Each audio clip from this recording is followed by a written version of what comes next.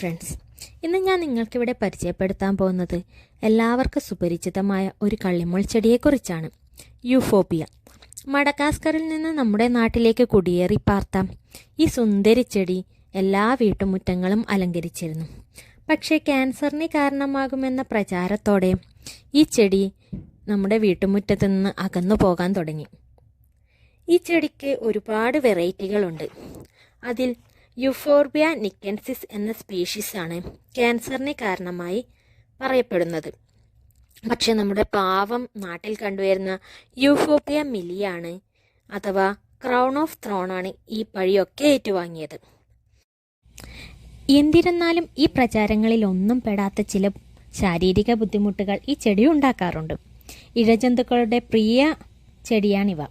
അതുപോലെ തന്നെ ഇതിൻ്റെ മുള്ളും കറയിലും കണ്ടുവരുന്ന രാസവസ്തുക്കൾ മൂലം സ്കിൻ അലർജി പോലുള്ള അസുഖങ്ങളും ഉണ്ടാകാറുണ്ട്. ഇതിനെക്കുറിച്ച് കൂടുതൽ അറിയാൻ താല്പര്യമുള്ളവർ കമൻറ്റ് ബിലോ. Thank you.